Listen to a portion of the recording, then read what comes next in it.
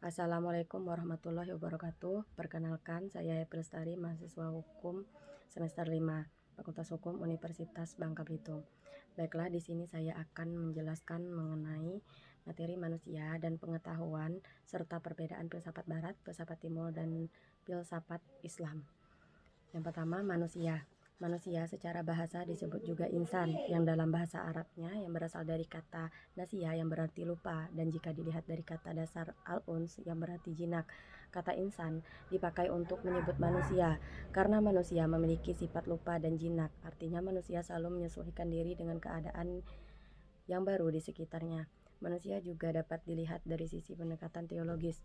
Dalam pandangan ini melengkapi dari pandangan yang sesudahnya dengan melengkapi sisi transendensi dikarenakan pemahaman lebih bersifat fundamental. Pengetahuan pencipta tentang ciptaannya jauh lebih lengkap daripada pengetahuan ciptaan tentang dirinya. Selanjutnya mengenai pengetahuan manusia.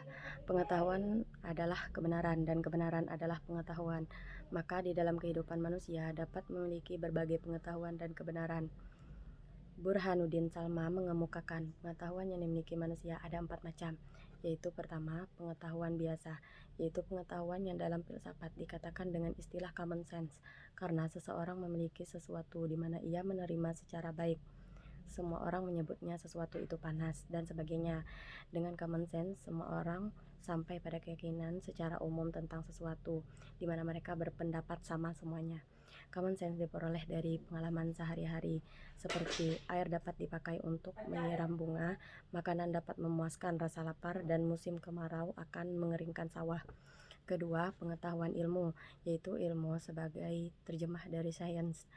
Dalam pengertian yang sempit, ilmu diartikan untuk menunjukkan ilmu pengetahuan alam yang sifatnya kuantitatif dan objektif. Ilmu pada prinsipnya merupakan usaha untuk mengorganisasikan dan mensistematiskan common sense, suatu pengetahuan yang berasal dari pengalaman dan pengamatan dalam kehidupan sehari-hari, namun dilanjutkan suatu pemikiran secara cermat dan teliti dengan menggunakan berbagai metode. Ilmu merupakan suatu metode berpikir secara objektif. Tujuannya untuk menggambarkan dan memberi makna terhadap dunia faktual. Yang ketiga, pengetahuan filsafat, yakni pengetahuan yang hanya diperoleh dari pemikiran yang bersifat kontemplatif dan spekulatif. Pengetahuan filsafat lebih menekankan pada universalitas dan kedalam kajian tentang sesuatu. Kalau ilmu hanya pada satu bidang pengetahuan yang sempit dan rigid, filsafat membahas hal yang lebih luas dan mendalam. Filsafat biasanya memberikan pengetahuan yang reflektif dan kritis, sehingga ilmu yang ditandainya kaku dan cenderung tertutup menjadi longgar kembali. Yang keempat, pengetahuan agama, yakni pengetahuan yang hanya diperoleh dari Tuhan lewat pada utusannya. Pengetahuan agama bersifat mutlak dan wajib diyakini oleh para pemeluk agama. Pengetahuan mengandung beberapa hal yang pokok, yaitu ajaran tentang cara berhubungan dengan Tuhan yang sering juga disebut dengan vertikal, dan cara berhubungan sesama manusia yang berarti juga disebut dengan hubungan horizontal. Pengetahuan agama yang lebih penting di samping informasi tentang Tuhan juga informasi tentang hari akhir. Iman kepada hari akhir merupakan ajaran pokok agama dan sekaligus merupakan ajaran yang membuat manusia optimis akan masa depannya. Menurut para pengamat, agama masih bertahan sampai sekarang karena adanya doktrin tentang hidup sehat setelah mati karenanya masih dibutuhkan. Selanjutnya mengenai pengetahuan. Pengetahuan adalah informasi atau maklumat yang diketahui atau disadari oleh seseorang. Pengetahuan termasuk tetapi tidak dibatasi pada deskripsi, hipotesis, konsep, teori, prinsip, dan prosedur yang secara probabilitas Bayesian adalah benar atau berguna. Pengetahuan muncul ketika seseorang menggunakan akal budinya untuk mengenali benda atau kejadian tertentu yang belum pernah dilihat atau dirasakan sebelumnya. Misalnya ketika seseorang mencicipi masakan yang baru dikenalnya, ia akan mendapatkan pengetahuan tentang bentuk, rasa, dan aroma masakan tersebut. Sumber dari pengetahuan yaitu yang pertama kepercayaan yang didasarkan dari tradisi, yang kedua kebiasaan dan agama, yang ketiga panca indera atau pengalaman, yang keempat akal pikiran, yang kelima intuisi individual. Dua jenis utama pengetahuan bila dilihat dari perihal eksplisitasnya, yaitu yang pertama pengetahuan implisit. Pengetahuan implisit adalah pengetahuan yang masih tertanam dalam bentuk pengalaman seseorang dan berisi faktor-faktor yang tidak bersifat nyata seperti keyakinan pribadi, perspektif, dan prinsip. Pengetahuan diam seseorang biasanya sulit untuk ditransfer ke orang lain baik secara tertulis ataupun lisan.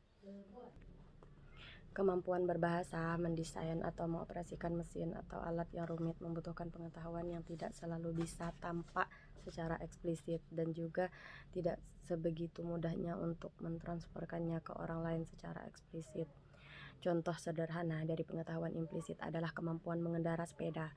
Pengetahuan umum dari bagaimana mengendara sepeda adalah bahwa agar bisa seimbang, bila sepeda oleh ke kiri, maka arahkan setir ke kanan. Untuk berbelok ke kanan, pertama belokkan dulu setir ke kiri sedikit, lalu ketika sepeda sudah condong ke kanan, belokkan setir ke kanan. Tapi mengetahui itu saja tidak cukup bagi seorang pemula untuk bisa menyetir sepeda. Yang kedua, pengetahuan eksplisit. Pengetahuan eksplisit adalah pengetahuan yang telah didokumentasikan atau disimpan dalam wujud nyata berupa media atau semacamnya. Dia telah diartikulasikan ke dalam bahasa formal dan bisa dengan relatif mudah disebarkan secara luas. Informasi yang tersimpan di ensiklopedia termasuk Wikipedia adalah contoh yang bagus dari pengetahuan eksplisit. Pengetahuan empirisme, pengetahuan yang lebih menekankan pengamatan dan pengalaman indrawi dikenal sebagai pengetahuan empiris atau pengetahuan a posteriori. Pengetahuan ini bisa didapatkan dengan melakukan pengamatan yang dilakukan secara empiris dan rasional. Pengetahuan empiris tersebut juga dapat berkembang menjadi pengetahuan deskriptif bila seseorang dapat melukiskan dan menggambarkan segala ciri, sifat, dan gejala yang ada pada objek empiris tersebut. Pengetahuan empiris juga bisa didapatkan melalui pengalaman pribadi manusia yang terjadi berulang kali. Misalnya, seseorang yang sering dipilih untuk memimpin organisasi dengan sendirinya akan mendapatkan pengetahuan tentang manajemen organisasi. Pengetahuan rasionalisme. Pengetahuan rasionalisme adalah pengetahuan yang diperoleh melalui akal budi. Rasionalisme lebih menekankan pengetahuan yang bersifat a priori, tidak menekankan pada pengalaman. Misalnya pengetahuan tentang matematika. Dalam matematika, hasil 1 tambah 1 sama dengan 2 bukan didapatkan melalui pengalaman atau pengamatan empiris, melainkan melalui sebuah pemikiran logis akal budi.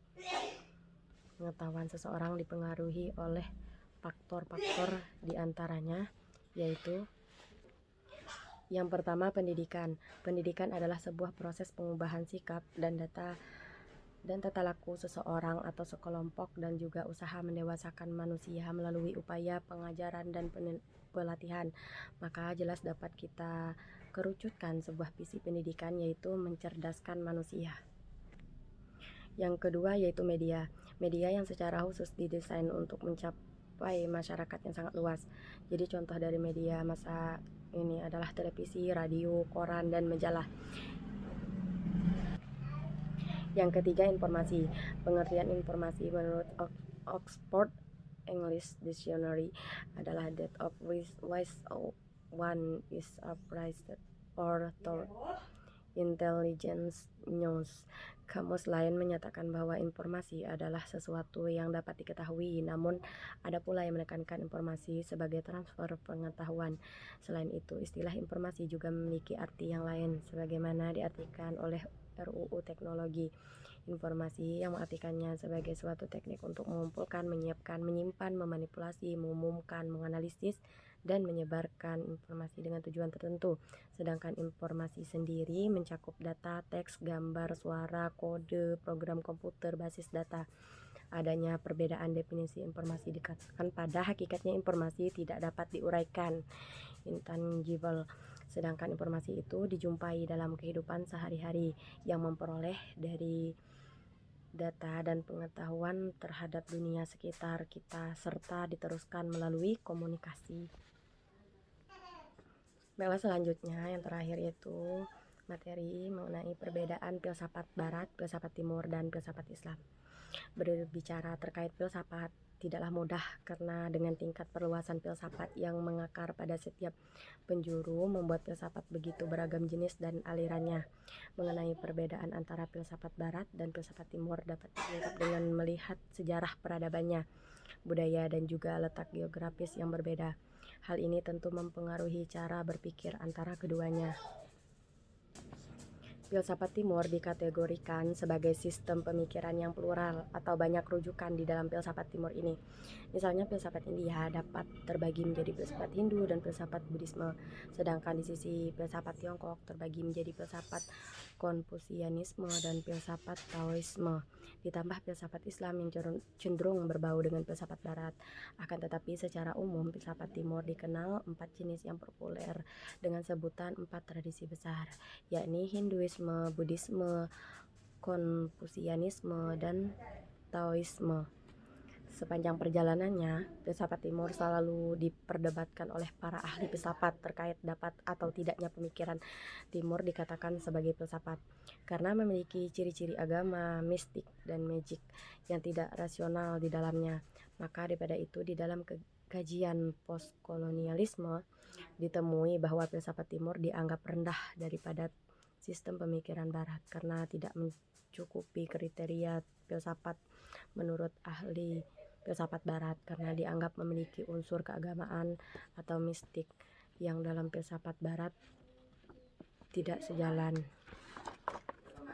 Filsafat Barat adalah sebutan yang digunakan untuk pemikiran-pemikiran filsafat dalam dunia Barat atau keinginan untuk mengarahkan kepada pemikiran atau falsafah peradaban Barat, sebab penentuan wilayah menentukan aliran dan pemikiran falsafah itu berkembang.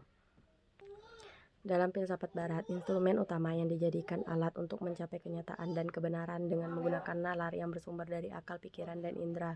Sebaliknya, pencarian yang radikal, luas, dan sistematis dari filsafat Barat memakai akal pikiran dan pengamatan empiris, berbeda dengan filsafat Timur yang lebih mengutamakan penggunaan intuitif, yakni hati dan kalbu. Maka di dalam filsafat Timur, pandangan hati menempati posisi tertinggi sebelum akal dan indera sebagai peralatan utama untuk mencapai kenyataan dan kebenaran. Sementara filsafat Barat tidak sama sekali menggunakan instrumen hati sebagai media penting untuk sampai kepada kebenaran akhir atau realitas tunggal. Dari sisi kebudayaan sendiri pun filsafat Timur berbeda dengan filsafat Barat, di mana kebudayaan Timur menganggap pencapaian seseorang atas kenyataan dan kebenaran itu memiliki makna yang praktis dalam bentuk perubahan sikap dan perilaku. Perilaku itu disebut adab, yang berwujud berupa norma dan aturan tertentu yang mengikat dengan seseorang dalam melakukan perbuatan baik kepada sesama manusia, sesama makhluk hidup, dan alam semesta. Jika dilihat dengan seksama pada keduanya, maka perbedaan terletak pada fokus utama kajian filsafatnya dan instrumen berfilsafatnya.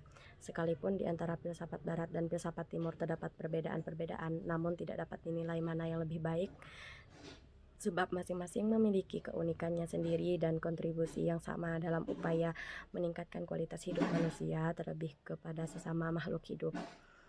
Tentu kita menyadari bahwa perbedaan di balik perbedaan bukanlah sesuatu yang menjadi penghambat kita untuk mendalami antara keduanya, sebab begitulah tampilan dari segala ilmu pengetahuan yang ada, yang terkadang selalu diawali dengan perbedaan-perbedaan, kemudian bisa melahirkan persamaan dan perbedaan yang harus diterima secara objektif maupun subjektif.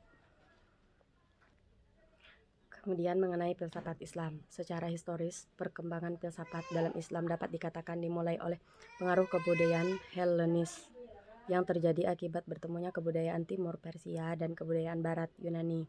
Pengaruh ini dimulai ketika Iskandar Agung Alexander the Great, yang merupakan salah satu murid dari Aristoteles, berhasil menduduki wilayah Persia pada 331 sebelum Masehi. Filsafat Islam juga sering disebut filsafat Arab dan filsafat Muslim, merupakan suatu kajian sistematis terhadap kehidupan, alam semesta, etika, moralitas, pengetahuan, pemikiran, dan gagasan politik yang dilakukan di dalam dunia Islam atau peradaban umat Muslim dan berhubungan dengan ajaran-ajaran Islam. Musa Asy'ari menjelaskan bahwa hakikat filsafat Islam adalah filsafat yang bercorak Islami, yang dalam bahasa Inggris dibahasakan menjadi Islamic philosophy, bukan the philosophy of Islam, yang berarti berpikir tentang Islam. Dengan demikian, filsafat Islam adalah berpikir bebas, radikal atau radix yang berada pada taraf makna, yang mempunyai sifat corak dan karakter yang dapat memberikan keselamatan dan kedamaian hati. Filsafat Islam tidak netral, melainkan memiliki keberpihakan atau komitmen kepada keselamatan dan kedamaian. Menurut Al-Farabi dalam kitabnya Tahsil As-Sa'adah, filsafat berasal dari Keldania atau Babilonia, kemudian pindah ke Mesir, lalu pindah ke Yunani, Suryani, dan akhirnya sampai ke Arab. Filsafat pindah ke negeri Arab setelah datangnya Islam. Karena itu filsafat yang pindah ke negeri Arab ini dinamakan filsafat Islam. Walaupun di kalangan para sejarawan banyak yang berbeda pendapat dalam penamaan filsafat yang pindah ke Arab tersebut, namun kebanyakan di antara mereka menyimpulkan bahwa filsafat yang pindah tersebut adalah filsafat Islam. Dalam perspektif Islam, filsafat merupakan upaya untuk menjelaskan cara Allah menyampaikan kebenaran atau yang hak dengan bahasa pemikiran yang rasional. Sebagaimana kata Al-Kindi tahun 801 sampai 873 Masehi, bahwa filsafat adalah pengetahuan tentang hakikat hal ihwal dalam batas-batas kemungkinan manusia. Ibnu Sina tahun 980 sampai 1037 Masehi juga mengatakan bahwa filsafat adalah menyempurnakan jiwa manusia melalui konseptualitas hal ihwal dan penimbangan kebenaran teoretis dan praktis dalam batas-batas kemampuan manusia. Karena dalam ajaran Islam di antara nama-nama Allah juga terdapat kebenaran, maka tidak terelakkan bahwa terdapat hubungan yang erat antara filsafat dan agama. Filsafat Islam jika dibandingkan dengan filsafat umum lainnya telah mempunyai ciri tersendiri sekalipun objeknya sama. Hal ini karena filsafat Islam itu tunduk dan terikat oleh norma-norma Islam. Filsafat Islam berpedoman pada ajaran Islam. Atau dapat disimpulkan bahwa filsafat Islam adalah merupakan hasil pemikiran manusia secara radikal, sistematis, dan universal tentang hakikat Tuhan, alam semesta, dan manusia berdasarkan ajaran Islam. Baiklah, hanya itu yang bisa saya jelaskan. Lebih dan kurangnya saya mohon maaf. Wassalamualaikum warahmatullahi wabarakatuh.